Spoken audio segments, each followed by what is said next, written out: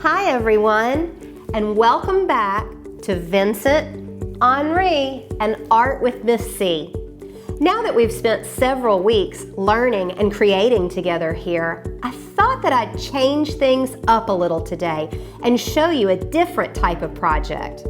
I'll be introducing to you some basic sculptural techniques so that you can build and create your own strong, stable, and sturdy sculptures at home. For today's sculpture project, we're going to be using something that I'll bet you have plenty of laying around your house right now. That's right, toilet paper tubes. I'm going to show you how you can deconstruct and reconstruct ordinary cardboard toilet paper tubes into really cool and creative sculptures. Before we create our sculptures today, though, you're going to need a few other supplies. In addition to a lot of toilet paper tubes or paper towel rolls that you have laying around, you're also going to need some tape or some glue, scissors, and a base to display your sculpture on. For this sculpture, I just used an old cardboard scrap, or you can use a lid from an old container. I love to use lids as sculpture bases because they give your sculpture a little bit of height, and I feel like you can display them from lots of different angles a little bit more easily so that you can see your sculpture from all sides. The first technique that I'm going to show you is called creating a flange. Now, a flange is a great way to add some height to your sculpture and to take your toilet paper or paper towel tube and attach it to the base so that it's really strong and sturdy. It's really difficult to try or tape or glue around the skinny little part of the cardboard.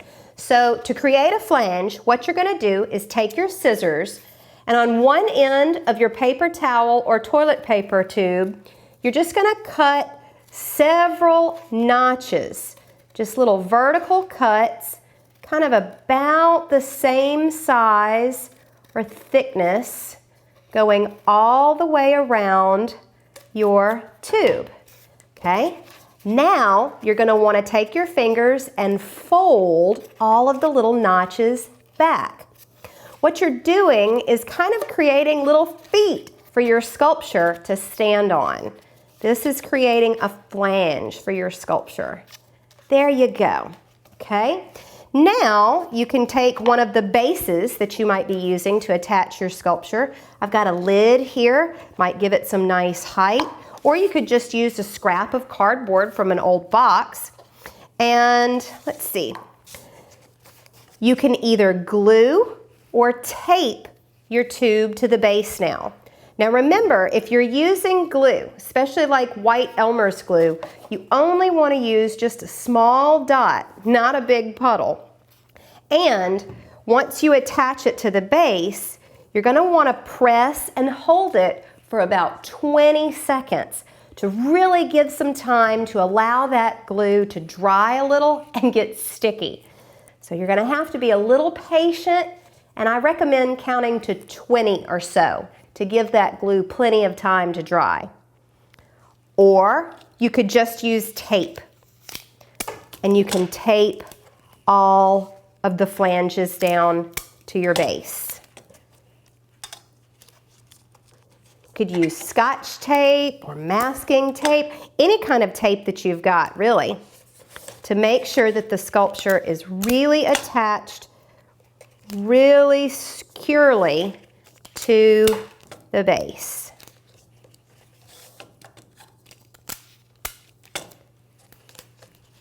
Great! That gave my sculpture a nice base to build upon and a lot of height.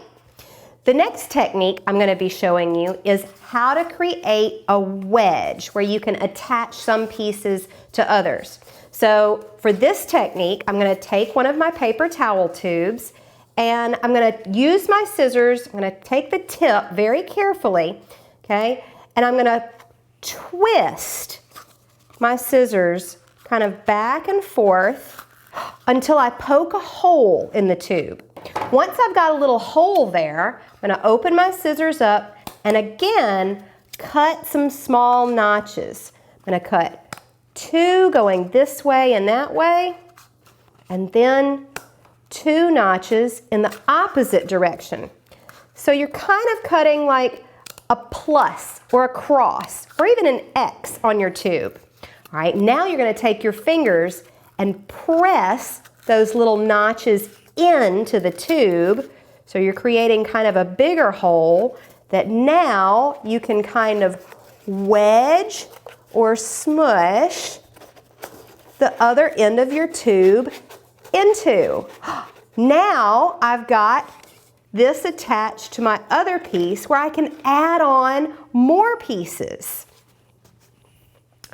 Now for this sculpture here, I actually didn't use any tape or any glue to attach these pieces together.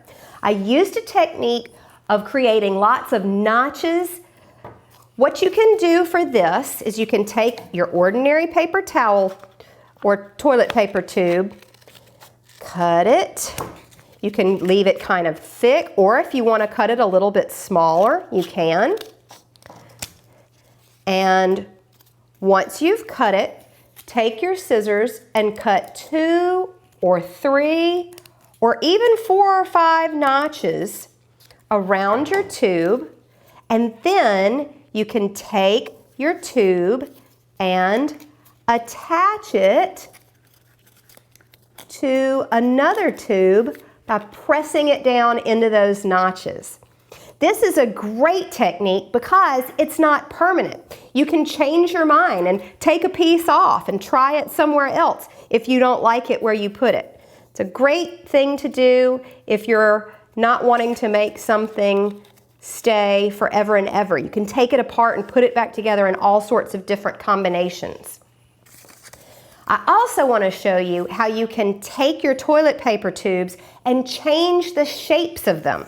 Of course, like I mentioned, you can always cut them and create circles, but if you take your toilet paper tubes and if you pinch one end of the tube, you can create a raindrop shape. If you pinch both ends of the tube, you can create kind of an eyeball or a long, skinny, pointy oval shape. You can even keep pinching over and over and over again, and you can even create shapes like triangles, or you can even make squares. I bet you could even keep pinching and make octagons if you kept pinching that much. You can change the shape of your toilet paper tube just by pinching it. Maybe I can add another notch here to my sculpture so that I can attach this square shape right here on the edge. Just slide it down in that notch. Now I have that square shape attached. You can also turn your toilet paper tube into a spiral. To do this, you can kind of already see how on the toilet paper tube how it's made. It's kind of wrapped around. So what you can do with your scissors is just start cutting on one edge and keep cutting around and around until you cut all the way to the other side. Now I've got this neat curly spiral that I could attach to my sculpture. Wow, this will give it a lot of really great height. Maybe I can make 2 more notches on this side of my sculpture, and I can attach that twisty, curly spiral back here on this side. Wow, that's a lot of fun there. Take your time while you're creating your sculpture. Try new techniques.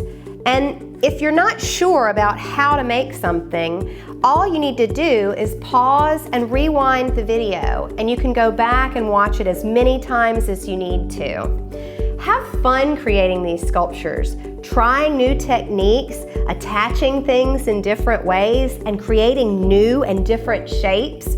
When you're all done with your sculpture and you have every part exactly how you want it, these look great once they're painted. You can use pretty much any kind of paint that you have. You can even draw or color on them with crayons or markers. You can use stickers.